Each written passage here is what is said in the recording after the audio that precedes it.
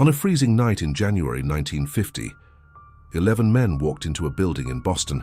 They left with over $2.7 million without firing a single shot. For years, it was the perfect crime, until one tiny mistake brought the entire empire crashing down.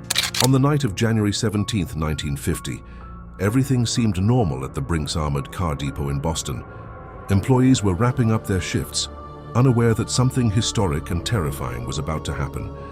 Just before closing time, 5 masked men quietly entered the building. They weren't loud, they weren't rushed, they moved like they had rehearsed this moment 1,000 times. Dressed in navy uniforms and Halloween masks, they looked like ghosts walking through the halls. Within seconds, they tied up the employees at gunpoint. No one resisted, no one screamed.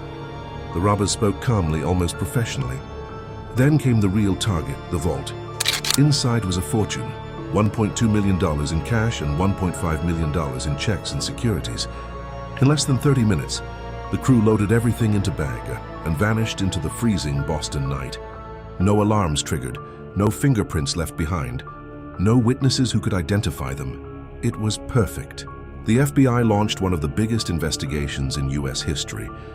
Years passed, no arrests, no solid leads. The robbers had planned everything. They destroyed evidence, they split the money carefully, and they avoided spending large amounts. It became known as the perfect robbery. But perfection doesn't last forever.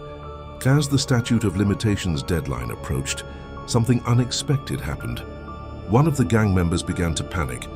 That man was Joseph O'Keefe. Afraid he'd never get his full share, and facing pressure from others, he made a decision that changed everything. He betrayed the entire crew. He went to the FBI and told them everything.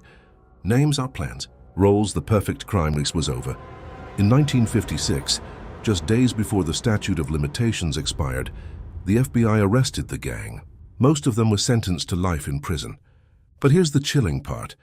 A large portion of the stolen money was never recovered. To this day, people still wonder, where did it go? Some crimes are planned to be perfect. But in the end, it's never the police that destroys them, it's the people inside.